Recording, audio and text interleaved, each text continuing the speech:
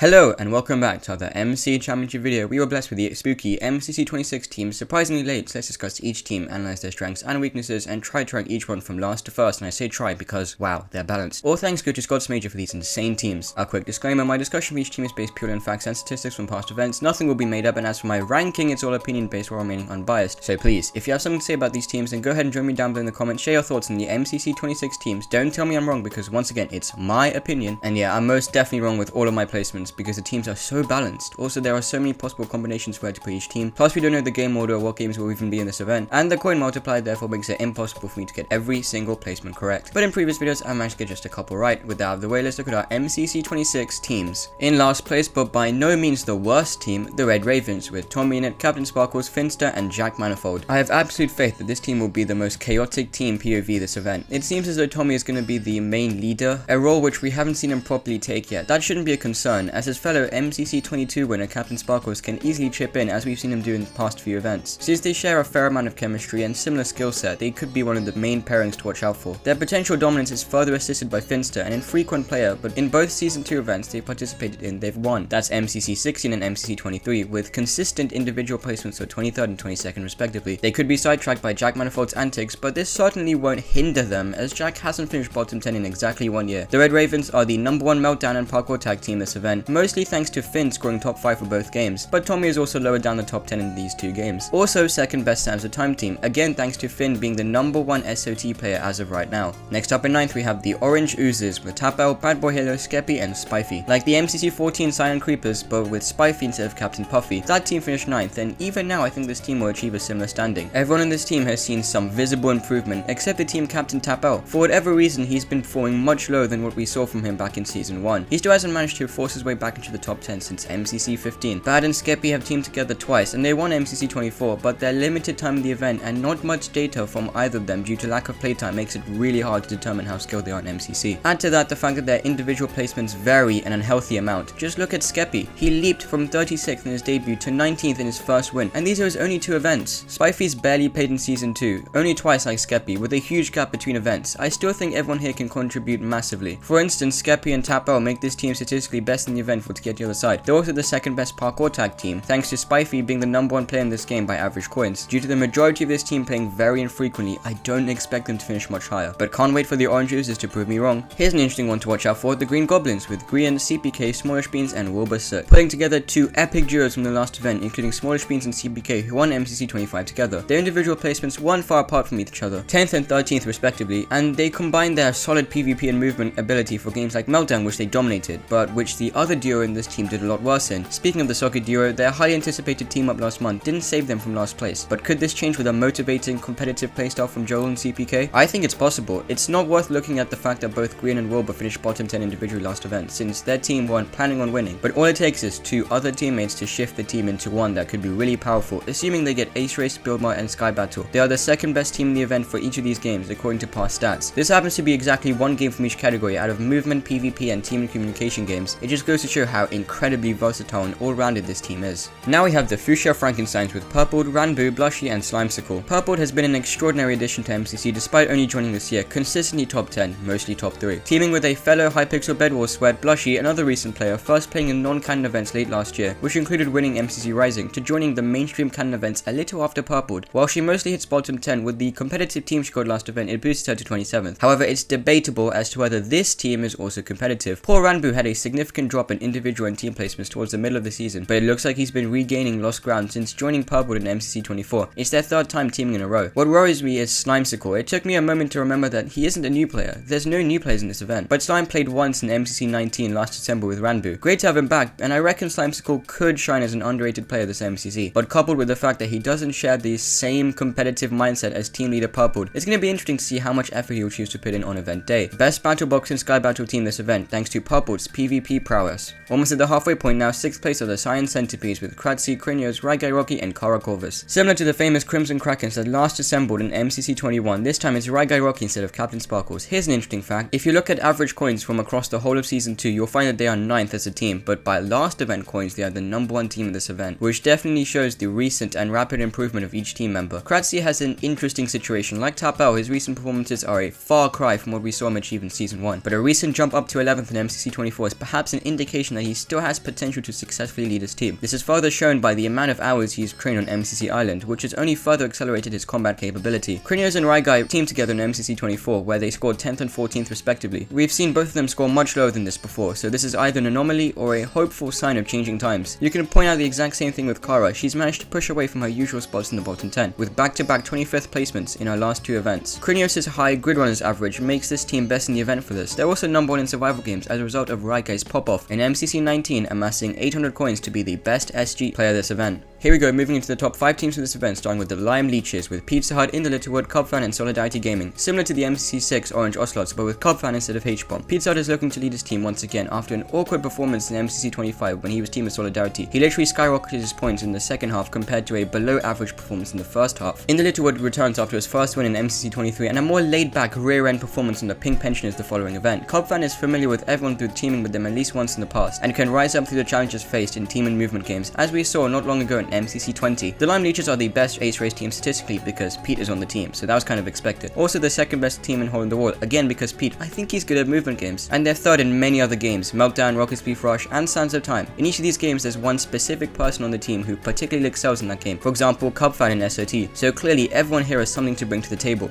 Moving on to 4th place, which will be the Mustard Mummies, with Sapnap, 5up, Michael McChill, and Gianelli. With regards to Team Commander Sapnap, it's unnecessary for me to explain how cracked that guy is. Never dropped out of the top 10 in Season 2, and is the PvP powerhouse that this team needed. This contrasts with 5up's critical thinking and strategizing for each game, which therefore leads to the Mustard Mummies barely beating the Green Goblins as the number 1 build mod team this event. Michael and Gianelli are both lower end participants, but typically perform better with an S tier in front to guide them. We've seen Sapnap team with Michael twice and with Gianelli once, quite recently in MCC 24, but 5up is new to playing with everyone else in this team. With Sapnap leading the way in combat as a top 3 player in every single PvP game, this is a good game type for the team. I think it's possible for Sapnap to continue his streak of winning the October events, but that's not to say the competition from other teams isn't strong. There's a reason why I haven't placed the Mustard Mummies in the top 2, and one of those reasons is the 3rd place team, who unfortunately barely missed dodgeball for this list, or should I say Witchbolt, are the Aqua Abominations, with H-Bomb, Sylvie, Smager, and Amesy. Team Captain H-Bomb should be able to exert full power around this very fun but very determined team. Smager entered the dreadful bottom 10 individuals in MCC 24 for the first time, and again in MCC 25, but take these lightly since he's absolutely able to do much better, as proven by his team up with Sylvie last October to an MCC 18. Despite being subbed in at the last minute, Sylvie had her best ever showing in MCC 25, a fantastic example of a massively improved player. Amesy is somewhat new to canon MCCs, but again has also been steadily getting better. What seems like a fairly average team has a really decent shot at climbing high, especially near the end. The best game for this team is Sands of Time. It's almost always played as one of the final games, where coin multipliers are at their highest. No surprise that H-Bomb, Smager, and Amesy all score in the top 10 for this game. By the statistics, they do just average at most of the other games, but consistency is key after all. Here are the top 2 teams that could very well enter Dodgeball, although in actuality any of the 10 teams could make it into the finale. This is just my gut instinct. Our runner-up team are the Violet Vampires, with Fruitberries, Filza, Orion Sound, and Shubble. The last time Fruitberries and the Orion Sound teamed in MCC 15, well, let's not talk about it. And the last time Filza and Shubble teamed in MCC 21, again, not one we like to bring up. The perfect redemption, therefore, for everyone on this team. In my opinion, Fruitberries and Filza are potentially the strongest duo of this event, especially with Ollie, to offer the best possible team motivation, and a potential floater in build mod, which better get played this event. Shubble is gradually escalating out of the top 10 just about, so it's not unreasonable to say that everyone on this team could push into the top 25. Fruit and Shubble could finally get their first Season 2 victory, but to do this, the Violet Vampires must prioritize playing Hole in the Wall as late as possible. It's their best game since Fruit and Phil tend to win or get close to winning a round of it, which is massive points near the end. And in 1st place, the Blue Banshees, with Puns, Tubbo, Foolish Gamers, and V Gumio. The team isn't as cracked as you may think it is, but it's certainly a strong contender for the win. The highly requested Puns and Foolish duo is perhaps one of the scariest pairings in the event, made even more spooky by the fact that Tubbo was somehow allowed to join them, making this a stacked PvP and movement trio. They can all manage top 20, if somehow not top 15. But don't forget Gumio, they carry this team stats in grid runners, alongside Tubbo, who they teamed with in MCC 17 at Gumio's debut. Foolish and Gumio just teamed together last event, where they almost made it to Dodgeball, so this is a nice little redemption opportunity should they choose to make the most of it and try their best on the day. Foolish, as the 2nd best Meltdown player, makes the Blue Banshees the 2nd best Meltdown team too, but their best game has to be Rocket Speed Rush, where Puns and Tubbo are the 2nd and 3rd best players in this respectively. Clearly rankings are starting to become very difficult, and that's a good thing because it shows the teams are becoming more balanced. Looking at my own ranking, I still feel unsure about how low I placed the Green Goblins. Maybe it should be a couple places higher, but if I move a team up a few spots, who should I move down? Even as I'm recording this, I haven't made up my full mind, and that's okay. Remember, these are just initial thoughts, and they will change as I see which teams are putting in the most practice and which games will be announced, and for which teams they'll benefit the most. I'll post my final predictions right before the event starts in the comments below, so go join me there to discuss these epic teams. Well, I've been your host. I hope you found this video informative and enjoyable, and I'll catch you on the next MCC video. See ya.